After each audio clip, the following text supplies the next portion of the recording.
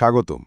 আপনি শুনছেন সত্যজিৎ রায়ের লেখা এক অনন্য গল্প, ব্রাউন সাহেবের বাড়ি। একটি পুরনো ডায়েরি, এক সাহেবের বিষণ্ণ অতীত, আর এক রহস্যময় চরিত্র সাইমন, সব মিলিয়ে এক অবিস্মরণীয় অভিজ্ঞতা। আপনি যদি বাংলা সাহিত্যের প্রেমিক হন, এই গল্প আপনাকে নিয়ে যাবে এক অন্যরকম যাত্রায়।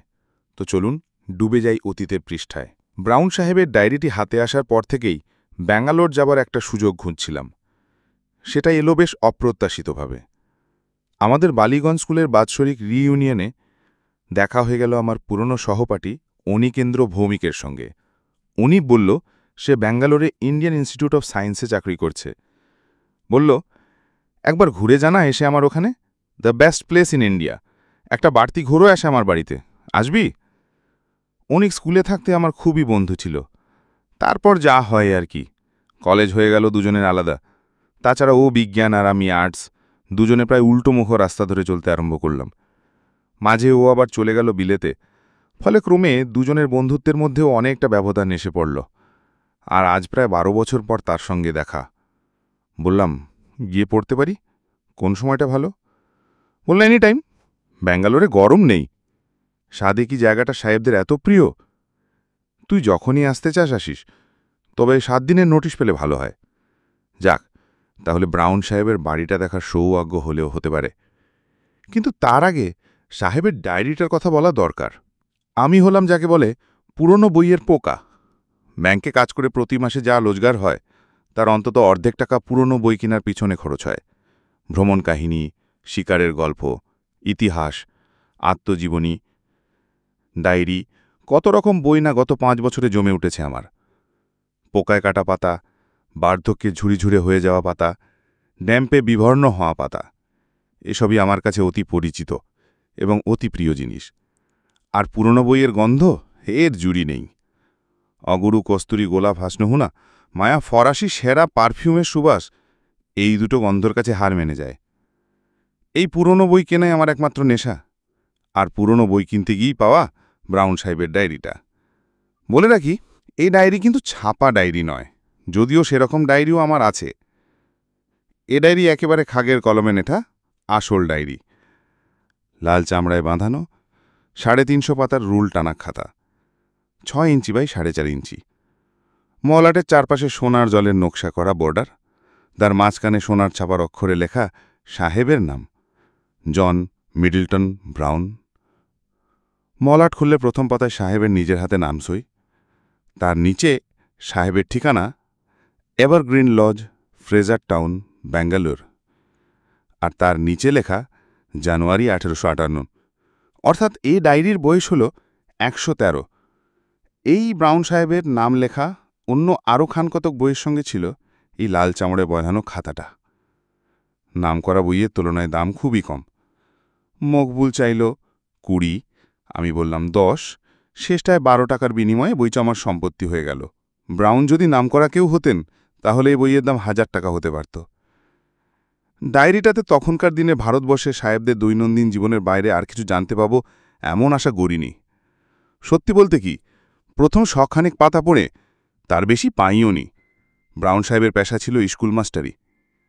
ব্যাঙ্গালোরের কোনো একটা স্কুলে শিক্ষকতা করতেন। সাহেব নিজের কথাই বেশি বলেছেন, মাঝে মাঝে ব্যাঙ্গালোর শহরের বর্ণনা করেছেন। এক জায়গায় তখনকার বড়লাটের গিন্নি লেডি ক্যানিংয়ের ব্যাঙ্গালোর আসার ঘটনা বলেছেন। ব্যাঙ্গালোরের ফুল, ফল, গাছপালা ও নিজের বাগানের কথা বলেছেন। এক জায়গায় আবার ইংল্যান্ডের সাসেক্স অঞ্চলে তার পৈতৃক বাড়ি আর তার পিছনে ফেলে আসা আত্মীয় স্বজনের কথা বলেছেন। তার স্ত্রী এলিজাবেথের উল্লেখ আছে, তবে স্ত্রীটি কয়েক বছর আগেই মারা গিয়েছিলেন। সবচেয়ে ইন্টারেস্টিং ব্যাপার হচ্ছে সাইমন নামে কোনো ব্যক্তির বারংবার উল্লেখ। এই সাইমন যে কে ছিলেন, তার ছেলে, না ভাই, না ভাগ্নে, নাকি বন্ধু, কি সেটা বোঝার কোনো উপায় ডায়েরিতে নেই। তবে সাইমনের প্রতি ব্রাউন সাহেবের যে একটা গভীর টান ছিল, সেটা বুঝতে কোনো অসুবিধে হয় না। সাইমনের বুদ্ধি, সাইমনের সাহস, সাইমনের রাগ, অভিমান, দুষ্টুমি, খেমখেয়ালিপনা ইত্যাদির কথা বারবার আছে ডায়েরিতে। সাইমন অমুক চেয়ারটায় বসতে ভালোবাসে, আজ সাইমনের শরীরটা ভালো নেই, সাইমনকে আজ সারাদিন দেখতে পায়নি বলে মন খারাপ, এই ধরনের সব খুঁটিনাটি খবরও আছে। আর আছে সাইমনের মর্মান্তিক মৃত্যুর খবর। 22শে সেপ্টেম্বর সন্ধ্যা 7:30 নাগাদ বজ্রাঘাতে সাইমনের মৃত্যু হয়। পরের দিন ভোরবেলা ব্রাউন সাহেবের বাগানে একটা বাজে ঝলসে যাওয়া ইউক্যালিপটাস গাছের পাশে সাইমনের মৃতদেহ পাওয়া যায়। এরপর থেকে একটা মাস ডায়েরিতে প্রায় আর কিছুই লেখা হয়নি। যেটুকু লেখা হয়েছে তার মধ্যে শোক আর হতাশা ছাড়ার কিছু নেই। ব্রাউন সাহেব দেশে ফিরে যাওয়ার কথা ভেবেছেন, কিন্তু সাইমনের আত্মা থেকে দূরে সরে যেতে তার মন চায়নি। সাহেবের স্বাস্থ্যও যেন অল্প অল্প ভেঙে পড়েছে। আজও স্কুলে গেলাম না, কথাটা 5 বার বলা হয়েছে। লুকাস বলে একজন ডাক্তারেরও উল্লেখ আছে। তিনি ব্রাউন সাহেবকে পরীক্ষা করে ঔষধ বাতলে গেছেন। আর তার পাশেই 1.5 পেজব্যাপী একটা কড়া খড় করে লেখা ব্রাউন সাহেবের মৃত্যুর খবর। আর তারপর ডায়েরিতে আর কিছুই জানিনি। আর তারপর আর কিছুই লেখা, আর তারপরে আর ডায়েরিতে কিছুই লেখা হয়নি। তারপর হঠাৎ 2রা নভেম্বর ডায়েরিতে এক আশ্চর্য ঘটনার উল্লেখ, এবং এই ঘটনাই আমার কাছে ডায়েরির মূল্য 1000 গুণ বাড়িয়ে দিয়েছে। ব্রাউন সাহেব এই ঘটনাটা লিখেছেন রোজকার নীলের বদলে লাল কালিতে। তাতে বলছেন, আমি বাংলায় অনুবাদ করছি, আজ এক অভাবনীয় আশ্চর্য ঘটনা। আমি বিকালে লালবাগে গিয়েছিলাম গাছপালার সান্নিধ্যে আমার মনটাকে একটু শান্ত করার জন্য। সন্ধে 7:30 নাগাদ বাড়ি ফিরে বৈঠকখানায় ঢুকেই দেখি সাইমন ফায়ারপ্লেসের পাশে তার প্রিয় হাই ব্যাক চেয়ারটিতে বসে আছে। সাইমন, সত্যিই সাইমন! আমি তো দেখে আনন্দে আত্মহারা। আর শুধু যে বসে আছে তা নয়, সে একদৃষ্টে আমারই দিকে তাকিয়ে আছে তার স্নেহ মাখানো চোখ দুটি দিয়ে। এদিকে ঘরে বাতি নেই, আমার ফাঁকিবাজ খানসামার টমাস এখনও ল্যাম্প জ্বালেনি। তাই সাইমনকে আরেকটু ভালো করে দেখব বলে আমি পকেট থেকে দেশলাইটা বার করলাম। কাঠি বার করে বাক্সের গায়ে ঘষতেই আলো জ্বলে উঠল। কিন্তু কি আফসোস, এই কয়েক মুহূর্তের মধ্যেই সাইমন উধাও। অবশ্যই সাইমনকে যদি কোনো দিন আবার দেখতে পাই সেটাই তো আশা করিনি। এইভাবে ভুজ অবস্থাতেও যদি মাঝে মাঝে সে দেখা দিয়ে যায়, তাহলে আমার মন থেকে সব দুঃখ দূর হয়ে যাবে। সত্যি আজ এক অপূর্ব আনন্দের দিন। সাইমন মরে গিয়েও আমাকে ভোলেনি, এমনকি তার প্রিয় চেয়ারটিকেও সে ভোলেনি। দোহাই সাইমন, মাঝে মাঝে দেখা দিও। আর কিছু চাই না আমি তোমার কাছে। এইটুকু পেলেই আমি বাকি জীবনটা শান্তিতে কাটাতে পারব। এরপরে ডায়েরি আর বেশি দিন চলেনি। যেটুকু আছে তার মধ্যে কোনো দুঃখের ছাপ নেই, কারণ সাইমনের সঙ্গে ব্রাউন সাহেবের প্রতিদিনই একবার করে দেখা হয়েছে। সাইমনের ভূত সাহেবকে হতাশ করেনি। ডায়েরির শেষ পাতায় লেখা আছে, যে আমাকে ভালোবাসে তার মৃত্যুর পরেও যে তার সে ভালোবাসা অটুট থাকে, এই জ্ঞান লাভ করে আমি পরম শান্তি পেয়েছি। বাস, এই শেষ। কিন্তু এখন কথা হচ্ছে, ব্রাউন সাহেবেরই বাড়ি ব্যাঙ্গালোরের ফ্রেজার টাউনের এভারগ্রিন লজ এখনও আছে কি? আর সেখানে এখনও সন্ধেকালে সাইমন সাহেবের ভূতের আগমন হয় কি? আর সে ভূত কি অচেনা লোককে দেখা দেয়? আমি যদি সে বাড়িতে গিয়ে একটা সন্ধে কাটাই, তাহলে সাইমনের ভূতকে দেখতে পাবো কি? ব্যাঙ্গালোরে এসে প্রথম দিন অনিককে এসব কিছুই বলিনি। সে আমাকে তার অ্যাম্বাসাডার গাড়িতে করে সমস্ত ব্যাঙ্গালোর শহর ঘুরিয়ে দেখিয়েছে, এমনকি ফ্রেজার টাউনও। ব্যাঙ্গালোর সত্যিই সুন্দর জায়গা, তাই শহরটা সম্বন্ধে উচ্ছ্বাস প্রকাশ করতে আমার কোনো মিথ্যার আশ্রয় নিতে হয়নি। শুধু সুন্দর নয়, কলকাতার পর এমন একটা শান্ত কোলাহল শূন্য শহরকে প্রায় একটা অবাস্তব স্বপ্নরাজ্যের মতো মনে হয়। দ্বিতীয় দিন ছিল রবিবার। সকালে অনিকের বাগানে রঙিন ছাতার তলায় বসে চা খেতে খেতে প্রথম ব্রাউন সাহেবের প্রসঙ্গটা তুললাম। ও শুনে টুনে হাত থেকে চায়ের পেয়ালা নামিয়ে বেতের টেবিলের ওপর রেখে বলল, দেখ রঞ্জন, যে বাড়ির কথা বলছিস সে বাড়ি হয়তো থাকলে থাকতে পারে। 100 বছর আর এমন কি বেশি। তবে সেখানে গিয়ে যদি ভূতটুত দেখার লোভ থেকে থাকে তোর, তাহলে আমি ওর মধ্যে নেই। কিছু মনে করিস নি ভাই, আমি চিরকাল একটু অতিরিক্ত সেন্সিটিভ। এমনি দিব্যি আছি, আজকের দিনে শহরের কোনো উপদ্রব নেই এখানে। ভূতের পিছনে ছোটা মানে সাত করে উপদ্রব ডেকে আনা, ওর মধ্যে আমি নেই। অনিকের কথা শুনে বুঝলাম এই 12 বছরেও বিশেষ বদলায়নি। স্কুলে ভীতু বলে ওর বদনাম ছিল।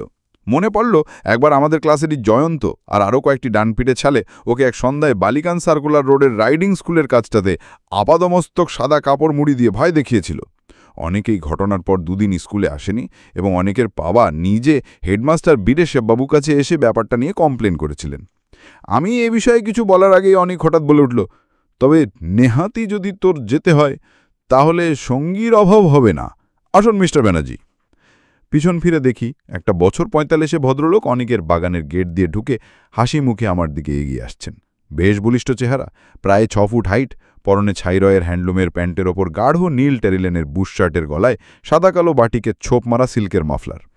অনেক পরিচয় করিয়ে দিল, আমার বন্ধু রঞ্জন সেনগুপ্ত আর মিস্টার ঋষিকেশ ব্যানার্জি। ভদ্রলোক শুনলাম ব্যাঙ্গালোরে এয়ারক্রাফট ফ্যাক্টরিতে কাজ করেন, বহুদিন বাংলাদেশ ছাড়া, তাই কথার মধ্যে একটা অবাঙালি টান এসে পড়েছে, আর অজস্র ইংরেজি শব্দ ব্যবহার করেন। অনেক ব্যারাকে ডেকে আরেক চুলার চায়ের কথা বলে দিয়ে একেবারে সোজাসুজি ব্রাউন সাহেবের বাড়ির কথাটা পেড়ে বসল। কথাটা শুনে ভদ্রলোক এমন অট্টহাস্য করে উঠলেন যে কিছুক্ষণ থেকে যে কাঠবিড়ালিটাকে দেখছিলাম আমাদের টেবিলের আশেপাশে নির্ভয়ে ঘোরাফেরা করছে, সেটা ল্যাজ উঁচিয়ে একটা দেবদারু গাছে গুড়ি পেয়ে শটান আসবারে মগ ডালে পৌঁছে গেল। Ghost, you seriously believe in ghosts? আজকের দিনে, আজকের যুগে? আমি আমতা আমতা করে বললাম, একটা কৌতূহল থাকতে ক্ষতি কি? এমনও তো হতে পারে যে ভূতেরও একটা বৈজ্ঞানিক ব্যাখ্যা আছে, যেটা 10 বছরের মধ্যে জানা যাবে। ব্যানার্জির হাসি তবুও থামে না। লক্ষ্য করলাম ভদ্রলোকের দাঁতগুলো ভারী ঝকঝকে ও মজবুত। অনিক বলল, যাই হোক মিস্টার ব্যানার্জি, ঘোস্ট আর নো ঘোস্ট, এমন বাড়ি যদি একটা থেকেই থাকে, আর রঞ্জনের যদি একটা উদ্ভট খেয়াল হয়েই থাকে, একটা সন্ধেবেলা ওকে নিয়ে খানিকটা সময়ের জন্য ও বাড়িতে কাটিয়ে আসতে পারেন কিনা সেইটা বলুন। ও কলকাতা থেকে এসেছে, আমার গেস্ট, ওকে তো আর আমি একা যেতে দিতে পারি না সেখানে।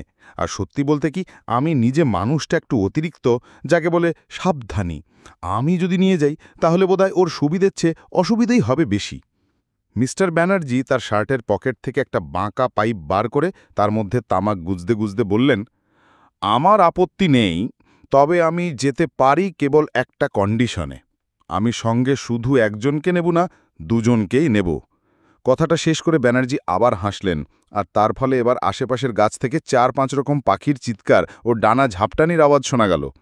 অনিকের মুখ কিঞ্চিত ফ্যাকাশে দেখালেও সে আপত্তি করতে পারল না। কি নাম বললেন বাড়িটার? ব্যানার্জি জিজ্ঞেস করলেন। এভারগ্রিন লজ, ফ্রেজার টাউনে, তাই তো বলছে ডায়েরিতে। ভদ্রলোক পাইপে টান দিলেন। ফ্রেজার টাউনে সাহেবদের কিছু পুরনো বাড়ি আছে বটে, কটেজ টাইপের। এনিওয়ে, যেতেই যদি হয় তো দেরি করে লাভ কি? হোয়াট অ্যাবাউট আজ বিকেল? এই ধরুন 4টে নাগাদ।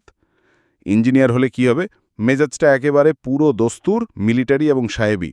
ঘড়ি ধরে 4টের সময় ঋষিকেশ ব্যানার্জি তার মরিস মাইনার গাড়ি নিয়ে হাজির। গাড়িতে যখন উঠছি তখন ভদ্রলোক জিজ্ঞেস করলেন, সঙ্গে কি কি নিলেন? অনেক ফিরিস্তি দিল। একটা 5 সেলের টর্চ, 6টা মোমবাতি, ফার্স্ট এড বক্স, একটা বড় ফ্লাস্ক ভর্তি গরম কফি, 1 বাক্স হ্যাম স্যান্ডউইচ, 1 প্যাকেট তাস, মাটিতে পাতা চাদর, মশা তাড়ানোর জন্য 1 টিউব ওডমস। আর অস্ত্রশস্ত্র? ব্যানার্জি জিজ্ঞেস করলেন। ভূতকে কি অস্ত্র দিয়ে কিছু করা যায়? কিরে রঞ্জন, তোর সাইমনের ভূত কি সলিড নাকি? যাই হোক, ব্যানার্জি গাড়ির দরজা বন্ধ করে বললেন, আমার কাছে একটি ছোটখাটো আগ্নেয়াস্ত্র আছে, সুতরাং সলিড লিকুইড নিয়ে চিন্তা করার কোনো প্রয়োজন নেই। গাড়ি ছাড়ার পর ব্যানার্জি একটা কথা বললেন, এভারগ্রিন লজের ব্যাপারটা একেবারে কাল্পনিক নয়। আমি একটু অবাক হয়ে বললাম, আপনি কি এর মধ্যে খোঁজ নিয়েছেন? ব্যানার্জি রীতিমতো কসরতের সঙ্গে 2টো সাইকেল চালককে পরপর পাশ কাটিয়ে বললেন, I am not very methodical man mister Sengupta. যেখানে যাচ্ছি সে জায়গাটা অ্যাট অল আছে কি না সেটার সম্বন্ধে আগে থেকেই খোঁজ নিয়ে রাখা উচিত নয় কি? ওই দিকটা শ্রীনিবাস দেশমুখ থাকে, আমরা একসঙ্গে গল্ফ খেলি, অনেক দিনের আলাপ। সকালে এখান থেকে ওর বাড়িতেই গেছিলাম। বলল এভারগ্রিন লজ বলে এটা একতলা কটেজ, নাকি প্রায় 50 বছর থেকে খালি পড়ে আছে। বাড়ির বাইরের বাগানে বছর 10 আগে পর্যন্ত লোকে পিকনিক করতে যেত, এখন আর যায় না। খুব নিরিবিলি জায়গায় বাড়িটা। আগেও নাকি একটানা বেশি দিন কেউ ওই বাড়িতে থাকেনি, তবে ভূতের হানার কোনো অপবাদ দেয়নি বাড়িটার কেউ। বাড়ির ফার্নিচার সব বহুদিন আগেই নিলাম হয়ে গেছে। তার কিছু নাকি কর্নেল মার্সারের বাড়িতে আছে, রিটায়ার্ড আর্মি অফিসার, তিনিও ফ্রেজার টাউনেই থাকতেন। সব শুনে টুনে, বুঝেছেন মিস্টার সেনগুপ্তা, মনে হচ্ছে আমাদেরও এই পিকনিক জাতীয় কিছু একটা করে ফেরত আসতে হবে। অনিকেন্দ্র তাসটা এনে ভালোই করেছে। বেঙ্গালুরের পরিষ্কার প্রশস্ত রাস্তা দিয়ে গাড়ি করে যেতে যেতে বারবারই মনে হচ্ছিল যে শহরটা এত অভূতুড়ে যে এখানে একটা হানাবাড়ির অস্তিত্বই কল্পনা করাই কঠিন। কিন্তু তারপরেই আবার মনে পড়ে যাচ্ছিল ব্রাউন সাহেবের ডায়েরির কথা। লোকে নেহাত পাগল না হলে ডায়েরিতে আজগুবি কথা বানিয়ে লিখবে কেন? সাইমনের ভূত ব্রাউন নিজে দেখেছেন, একবার নয় অনেকবার। সে ভূত কি আমাদের জন্য একবার দেখা দেবে না? বিলেতে যায়নি, কিন্তু বিলেতের কটেজের ছবি বইয়ের পাতায় ঢের দেখেছি। এভারগ্রিন লজের সামনে দাঁড়িয়ে মনে হলো সত্যি যেন ইংল্যান্ডের কোনো গ্রামাঞ্চলের একটা পুরনো পরিত্যক্ত বাড়ির সামনে এসে পড়েছি। কটেজের সামনেই ছিল বাগান, সেখানে ফুলের কেয়ারির বদলে এখন শুধু ঘাস আর আগাছা। একটা ছোট্ট কাঠের গেট, যাকে ইংরেজিতে বলে উইকেট, সেই গেটের গায়ে একটা ফলকে খোদাই করে এখনও লেখা রয়েছে বাড়ির নামটা। তবে হয়তো কোনো চড়ুইভাতির দলই কেউ রসিকতা করে এভারগ্রিন কথাটার আগে একটা এন জুড়ে দিয়ে সেটাকে নেভারগ্রিন করে দিয়েছে। আমরা গেট দিয়ে ঢুকে বাড়ির দিকে এগোলাম। চারিদিকে অজস্র গাছপালা, ইউক্যালিপটাসও গোটায় তিনেক রয়েছে দেখলাম। আর যা গাছ আছে তার অনেকগুলোরই নাম আমার জানা নেই, চোখেও দেখিনি এর আগে কোনোদিন। ব্যাঙ্গালোরের জলমাটির নাকি এমনই গুণ যে সেখানে যে কোনো দেশের যে কোনো গাছই বেঁচে থাকে। কটেজের সামনে একটা টালির ছাউনি দেওয়া পোর্টিকো, তার বাঁকা থামগুলো বেয়ে লতা উঠেছে ওপর দিকে। ছাউনির অনেক টালিই নেই, ফলে ফাঁক দিয়ে আকাশ দেখা যায়। সামনের দরজার একটা পাল্লা ভেঙে কাঁচ হয়ে আছে। বাড়ির সামনের দিকের দরজা জানলার কাঁচ অধিকাংশই ভাঙা। দেয়ালের উপর শ্যাওলা ধরে এমন অবস্থা হয়েছে যে বাড়ি আসল রংটা যে কী ছিল তা আজ বোঝার উপায় নেই। দরজা দিয়ে বাড়ির ভিতরে ঢুকলাম আমরা। ঢুকেই একটা প্যাসেজ, পিছন দিকে একটা ভাঙায় দরজার ভিতর দিয়ে একটা ঘর দেখা যাচ্ছে। আমাদের ডাইনে বায়ও ঘর, ডাইনেরটাই বেশি বড় বলে মনে হলো। আন্দাজে বুঝলাম এটাই হয়তো বৈঠকখানা ছিল। মেঝেতে বিলিতি কায়দায় কাঠের তক্তা বসানো, তার কোনোটাই প্রায় আস্ত নেই। সাবধানে পা ফেলতে হয় এবং প্রতি পদক্ষেপে খুটখাট খচখচ শব্দ ফাঁকে। আমরা ঘরটাতে ঢুকলাম। বেশ বড় ঘর, ফার্নিচার না থাকাতে আরও খাঁ খাঁ করছে। পশ্চিম আর উত্তর দিকে জানালার সারি, একদিকের জানলা দিয়ে গেট সমেত বাগান, আর অন্যদিক দিয়ে গাছের সারি দেখা যাচ্ছে। এরই একটাতে কি বাজ পড়েছিল। সাইমন দাঁড়িয়েছিল সেই গাছের নিচে, তৎক্ষণাৎ মৃত্যু। ভাবতে গাটা ছমছম করে উঠল। এবারে দক্ষিণ দিকের জানলাবিহীন দেয়ালের দিকে চাইলাম। বাঁ কোণে ফায়ারপ্লেস। এই ফায়ারপ্লেসের পাশেই ছিল সাইমনের প্রিয় চেয়ারখানা। ঘরের সিলিংয়ের দিকে যাইতে চোখে পড়ল ঝুল আর মাকড়সার জাল। এককালে সুদৃশ্য এভারগ্রিন লজের অবস্থা এখন খুবই শোচনীয়। মিস্টার ব্যানার্জি প্রথম দিকে লা লা লা লা লা লা করে বিলিতি সুর ভাসছিলেন, এখন নতুন করে পাইপ ধরিয়ে বললেন, কি খেলা আসে আপনাদের, ব্রেজ না পোকার না রামি?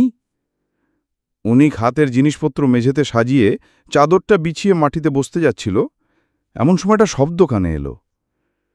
অন্য কোনো ঘরে কেউ জুতো পায়ে হাঁটছে। উনিকের দিকে চেয়ে দেখলাম সে ফ্যাকাশে হয়ে গেছে। পায়ের শব্দটা থামল। মিস্টার ব্যানার্জি হঠাৎ মুখ থেকে পাইপটা নামিয়ে নিয়ে বাজ খাই গলায় চেঁচিয়ে উঠলেন, ইজ এনিবডি দেয়ার? সঙ্গে সঙ্গে আমরা তিনজনে প্যাসেজের দিকে এগোলাম। উনি আলতো করে আমার কোটের আস্তিনটা ধরে নিয়েছে। এবারে জুতোর শব্দটা আবার শুরু হলো। আমরা বাইরে প্যাসেজে গিয়ে পড়তেই ডান দিকের ঘরটা থেকে একটি ভদ্রলোক বেরিয়ে এসে সামনে আমাদের দেখে থমকে দাঁড়িয়ে পড়লেন। লোকটি ভারতীয়, মুখ ভর্তি খোঁচা খোঁচা দাড়িগোপ সত্ত্বেও ইনি যে ভদ্র এবং শিক্ষিত তাতে কোনো সন্দেহ নেই।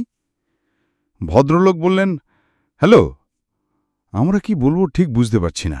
এমন সময় আগন্তুক নিজেই আমাদের কৌতূহল নিবৃত্ত করলেন। আমার নাম Venkatesh, I am A painter. আপনারা কি এই বাড়ির মালিক না খদ্দের? ব্যানার্জি এসে বললেন, দুটোর একটাও না, আমরা এমনি ঘুরতে ঘুরতে এসে পড়েছি। আইসি, আমি ভাবছিলাম এই বাড়িটা যদি পাওয়া যেত তাহলে আমার কাজের জন্য একটা স্টুডিও হতে পারত। বাঁকাচোড়ায় আমার আপত্তি নেই। মালিককে জানেন না? বোধহয় না। আগে না, সরি, ব্যানার্জি বললেন। তবে আপনি কর্নেল মার্শারের ওখানে খোঁজ করে দেখতে পারেন। সামনের রাস্তা ধরে বাঁদিকে চলে যাবেন, মিনিট 5 হাঁটা পথ। থ্যাংক ইউ বলে মিস্টার ভেঙ্কটেশ বেরিয়ে চলে গেলেন। গেট খোলার এবং বন্ধ করার শব্দ পাওয়ার পর ব্যানার্জি আবার তার অট্টহাস্য হেসে বললেন, মিস্টার সেনগুপ্ত, ইনি নিশ্চয়ই আপনার সাইমন বা ওই জাতীয় কোনো ভূতটুত নন। আমি হেসে বললাম, সবেমাত্র 5:15, এর মধ্যে আপনি ভূতের আশা কি করে করেন? আর ইনি ভূত হলেও 19বিংশ শতাব্দীর নিশ্চয়ই নন, কারণ তাহলে পোশাকটা অন্যরকম হতো। আমরা ইতিমধ্যে বৈঠকখানায় ফিরে এসেছি। অনেক মাটিতে পাতা চাদরের ওপর বসে পড়ে বলল, মিথ্যে কল্পনার প্রশ্রয় দিয়ে নার্ভাসনেস বাড়ানো, তার চেয়ে তাস হোক। আগে মোমবাতি খানক জ্বালাও দেখি, এখানে বড় ঝপ করে সন্ধে নামে।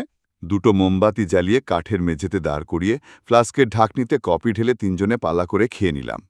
একটা কথা আমার কিছুক্ষণ থেকে মনে আসছিল, সেটা আর না বলে পারলাম না। ভূতের নেশা যে আমার ঘাড়ে কিভাবে চেপেছে সেটা আমার এই কথা থেকেই বোঝা যাবে। ব্যানার্জিকে উদ্দেশ্য করে বললাম, আপনি বলেছিলেন কর্নেল মার্সার এই বাড়ির ফার্নিচার কিছু কিনেছিলেন। তিনি যদি এতই কাছে থাকেন তাহলে তার বাড়িতে গিয়ে একটা জিনিসের খোঁজ করে আসা যায় কি? কি জিনিস? ব্যানার্জি প্রশ্ন করলেন।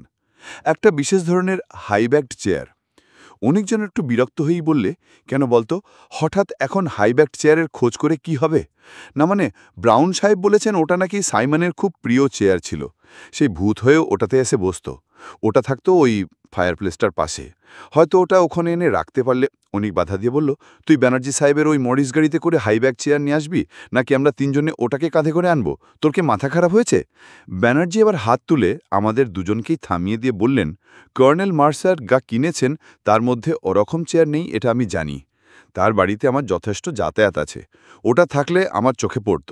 আমি যতদূর জানি উনি কিনেছিলেন দুটো বুকক্যাস, দুটো অয়েল পেন্টিং, খানকতক ফুলদানি আর সেলফে সাজিয়ে রাখার জন্য গুটিকতক শখের জিনিস, যাকে আর্ট অবজেক্টস বলে। আমি দমে গেলাম। অনিক তাসবার করে সাফেল করতে আরম্ভ করেছে। ব্যানার্জি বললেন, রামি হোক, আর এসব খেলা জমে ভালো যদি পয়সা দিয়ে খেলা যায়। আপনাদের আপত্তি আছে কি? বললাম, মোটেই না। তবে আমি ব্যাংকে সামান্য চাকুরে, বেশি হারাবার সামর্থ্য আমার নেই। বাইরের দিনের আলো ম্লান হয়ে এসছে। আমরা খেলায় মন দিলাম। আমার তাসের ভাগ্য কোনোদিনই ভালো না। আজও তার ব্যতিক্রম লক্ষ্য করলাম না। আমি জানি অনিক মনে মনে নার্ভাস হয়ে আছে, সুতরাং সে জিতলে পরে আমি অন্তত একটু নিশ্চিন্ত হতাম। কিন্তু তারও কোনো লক্ষণ দেখলাম না। কপাল ভালো একমাত্র মিস্টার ব্যানার্জির। গুনগুন ঘরে বিলিতি সুর ভাজছেন আর দানের পর দান জিতে চলেছেন। খেলতে খেলতে নিস্তব্ধতার মধ্যে একবার একটা অজানা পাখির কর্কশ ডাক শুনলাম। তার ফলে আমার মনটা আরও যেন একটু দমে গেল। হানাবাড়ি তো বেড়ালেরও থাকা উচিত নয়। কথাটা বলাতে ব্যানার্জি হেসে বললেন, but it was a black cat. ওই প্যাসেজ দিয়ে হেঁটে গেল। ব্ল্যাক ক্যাট তো ভূতের সঙ্গে যায় ভালোই, তাই না? খেলা চলতে থাকলো। বেশ কিছুক্ষণের জন্য একবার মাত্র একটা অজানা পাখির কর্কশ ডাক ছাড়া আর কোনো শব্দ, দৃশ্য বা ঘটনা আমাদের একাগ্রতায় বাধা পড়তে দেয়নি। ঘড়িতে 6:30। বাইরের আলো নেই বললেই চলে। আমি একটু ভালো তাস পেয়ে পরপর দুবার জিতেছি আর এক রাউন্ড রামি হয়ে গেছি ইতিমধ্যে। এমন সময় হঠাৎ একটা অস্বাভাবিক শব্দ কানে এলো। কে যেন বাইরের দরজায় টোকা মারছে। আমাদের তিনজনেরই হাঁস তার শুদ্ধ নিচে নেমে এলো। টক টক টক টক। উনিক এবার আরও ফ্যাকাশে। আমার বুকের ভিতরেও মৃদু কম্পন শুরু হয়েছে। কিন্তু ব্যানার্জি দেখলাম সত্যিই ঘাবড়াবার লোক নন। হঠাৎ নিস্তব্ধতা ভেদ করে তার বাজখোঁই গলায় চেঁচে উঠলেন, হু ইজ ইট? আবার দরজায় টকা, টক টক টক। ব্যানার্জি তদন্ত করার জন্য তড়াক করে উঠে পড়লেন। আমি খপ করে ভদ্রলোকের প্যান্টটা ধরে চাপা গলায় বললাম, একা যাবেন না। তিনজনে একসঙ্গে ঘর থেকে বেরোলাম। প্যাসেজে এসে বাঁদিকে চাইতেই দেখলাম দরজার বাইরে একজন লোক দাঁড়িয়ে আছে। তার পরনে স্যুট ও হাতে একটা লাঠি। অন্ধকারে তাকে চেনার কোনো উপায় নেই। উনিক আবার আমার আস্টিন চেপে ধরল, এবার আরও জোরে। ওর অবস্থা দেখেই বোধহয় আমার মনে আপনা থেকেই একটা সাহসের ভাব এলো। ব্যানার্জি ইতিমধ্যে আরও কয়েক পা এগিয়ে গিয়ে হঠাৎ চেঁচে উঠলেন, ও হ্যালো ডক্টর লার্কিন, আপনি এখানে? এবার আমি প্রৌঢ় সাহেবটিকে বেশ ভালোভাবেই দেখতে পেলাম। অমায়িক সাহেবটি তার সোনার চশমার পেছনে নীল চোখ দুটোকে কুঁচকে হেসে বললেন, তোমার মরিচ গাড়িখানা দেখলাম বাইরে। তারপর দেখি বাড়ির জানলা দিয়ে মোমবাতির আলো দেখা যাচ্ছে, তাই ভাবলাম একবার ঢু মেরে দেখে যাই তুমি কি পাগলামি করছো এই পোড়োবাড়ির ভেতর। ব্যানার্জি হেসে বললেন, আমার এই যুবক বন্ধু দুটির একটু উদ্ভট ধরনের অ্যাডভেঞ্চারের শখ। বলল এভারগ্রিন লজে বসে তাস খেলবে, তাই আর কি। Very good, very good. যুবা বয়সটাই তো এই ধরনের পাগলামির সময়। আমরা বুড়োরাই কেবল নিজেদের বাড়ির কাউচে বসে রোমন্থন করি। Well well, have a good time. Larkin সাহেব হাত তুলে গুড বাই করে লাঠি ঠকঠক করতে করতে চলে গেলেন, আর সঙ্গে সঙ্গে দ্বিতীয় ভার ভূতের আশা পরিত্যাগ করতে হল। কি আর করি, আবার তাসে মনোনিবেশ করলাম। প্রথম দিকে প্রায় 4.5 টাকার মতো হারছিলাম। গত আধ ঘণ্টায় তার খানিকটা ফিরে পেয়েছি। সাইমনের ভূত না দেখলেও শেষ পর্যন্ত তাসে কিছু জিতে বাড়ি ফিরতে পারলে আজকের আউটিংটা কিছুটা সার্থক হয়। ঘড়ির দিকে মাঝে মাঝেই চোখটা চলে যাচ্ছিল। আসল ঘটনাটা কখন ঘটেছিল তার টাইম আমার জানা আছে। ব্রাউন সাহেবের ডায়েরি থেকে জেনেছিলাম যে সন্ধ্যার এই সময়টাতেই বাজ পড়ে সাইমনের মৃত্যু হয়। আমি তাস বাড়ছি। মিস্টার ব্যানার্জি তার পাইপে আগুন ধরাচ্ছেন। অনেক সবেমাত্র স্যান্ডউইচ খাবার মতলবে প্যাকেটটাতে হাত লাগিয়েছে।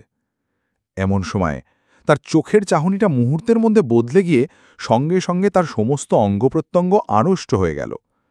তার দৃষ্টি দরজার বাইরে প্যাসেজের দিকে, বাকি দুজনের চোখও স্বভাবতই সেদিকে চলে গেল। যা দেখলাম তাতে আমারও কয়েক মুহূর্তের জন্য গলা শুকিয়ে নিঃশ্বাস বন্ধ হয়ে গেল। বাইরে প্যাসেজের অন্ধকারের মধ্যে একজোড়া জ্বলন্ত চোখ আমাদের দিকে একদৃষ্টে তাকিয়ে আছে। ফসফরাসের মতো ফিকে সবুজ আর হলদে মেশানো একটা আভা এই নিষ্পলক চাহনিতে। মিস্টার ব্যানার্জির ডান হাতটা ধীরে ধীরে তার কোটের ভেস্ট পকেটের দিকে চলে গেল। আর ঠিক সেই মুহূর্তেই যেন ম্যাজিকের মতো আমার কাছে ব্যাপারটা জলের মতো পরিষ্কার হয়ে গিয়ে আমার মন থেকে সমস্ত ভয় দূর করে দিল। বললাম, আপনার পিস্তলের দরকার নেই মশাই, এটা সেই কালো বেড়ালটা। আমার কথায় অনেকও যেন ভরসা পেল। ব্যানার্জি পকেট থেকে তার হাত বার করে এনে চাপা গলায় বললেন, হাউ রিডিকুলাস। এবার জ্বলন্ত চোখ দুটো আমাদের ঘরের দিকে গিয়ে এলো। চৌখাট পেরোতেই মোমবাতির আলোতে প্রমাণ হলো আমার কথা, এটা সেই কালো বেড়ালটাই বটে। চৌখাট পেরিয়ে বাঁ দিকে ঘুরল। আমাদের দৃষ্টি তার সঙ্গে সঙ্গে ঘুরছে, তাকে অনুসরণ করছে। এইবারে আমাদের তিনজনের গলা দিয়ে একসঙ্গে একটা শব্দ বেরিয়ে পড়ল। আচমকা বিস্ময়ের ফলে যে শব্দ আপনা থেকে মানুষের মুখ থেকে বেরোয়, সেই শব্দ। এই শব্দের কারণ আর কিছুই না, আমরা যতক্ষণ তন্ময় হয়ে তাস খেলেছি তারই ফাঁকে কীভাবে কোত্থেকে জানি একটা গাঢ় লাল মকমলে মিরহা হাইব্যাকড চেয়ার এসে ফায়ারপ্লেসের পাশে তার জায়গা করে নিয়েছে। অমাবস্যার রাতের অন্ধকারের মতো কালো বেড়ালটা চেয়ারটার দিকে নিঃশব্দে এগিয়ে গেল। আর তারপর এক মুহূর্ত সেটার সামনে দাঁড়িয়ে একটা নিঃশব্দ লাফে সেটার ওপর উঠে কুণ্ডলি পাকিয়ে শুয়ে পড়ল। আর সেই মুহূর্তে একটা অদ্ভুত শব্দ শুনে আমার রক্ত হিম হয়ে গেল। কোন এক অশরীরী বৃদ্ধের খিলখিলে হাসির ফাঁকে ফাঁকে বারবার উচ্চারিত হচ্ছে, সাইমন, সাইমন, সাইমন, সাইমন। আর তার শুনে ছেলে মানুষই খুশি হওয়া হাততালি। একটা আর্তনাদ শুনে বুঝলাম অনেক অজ্ঞান হয়ে গেছে। আর মিস্টার ব্যানার্জি, তিনি অনেককে কোলপাজা করে তুলে ঊর্ধ্বশ্বাসে প্যাসেজ দিয়ে দরজার দিকে ছুটছেন। আমিও আর থাকতে পারলাম না। তাস, মোমবাতি, ফ্লাস্ক, চাদর, স্যান্ডউইচ সব পড়ে রইল। দরজা পেরিয়ে মাঠ, মাঠ পেরিয়ে গেট, গেট পেরিয়ে মিস্টার ব্যানার্জির মরিস মাইনার। ভাগ্যে ব্যাঙ্গালোরের রাস্তায় লোক চলাচল কম নইলে আজ একটিমাত্র পাগলা গাড়ির পাগলা ছুটে কটা লোক যে যোগ বিহতে পারত তা ভাবলেও গায়ের কাঁটা দেয়। অনেকের জ্ঞান গাড়িতেই ফিরে এসছিল, কিন্তু তার মুখে কোনো কথা নেই। প্রথম কথা বললেন মিস্টার ব্যানার্জি। অনেকের বেয়ারের হাত থেকে ব্র্যান্ডি গ্লাসটা ছিনিয়ে নিয়ে এক ঢোকে অর্ধেকটা নামিয়ে দিয়ে ঘর ঘরে চাপা গড়ায় বলে উঠলেন, সো সাইমন ওয়াজ আ ক্যাট। আমার নিজেরও কিছু বলার অবস্থা নেই, কিন্তু তার কথাই আমার মন সায় দিল। সত্যি, ব্রাউন সাহেবের বুদ্ধিমান, খামখেয়ালি, অভিমানী, অনুগত, আদরের সাইমন, যার মৃত্যু হয় বজ্রঘাতে আজ থেকে ১১৩ বছর আগে, সেই সাইমন ছিল আমাদের আজকের দেখা একটি পোষা কালো বেড়াল। ধন্যবাদ। আপনি শুনলেন সত্যজিৎ রায়ের লেখা ব্রাউন সাহেবের বাড়ি, একটি বিষণ্ণতা ও রহস্যের গল্প। এই গল্প আপনাকে যদি স্পর্শ করে থাকে তাহলে চ্যানেলটি সাবস্ক্রাইব করুন এবং নতুন গল্পের আপডেট পেতে বেল আইকনটি টিপতে ভুলবেন না। পরবর্তী পর্বে আবার দেখা হবে একটি নতুন গল্প নিয়ে। ততদিন পর্যন্ত ভালো থাকুন, সাহিত্য ভালোবাসুন।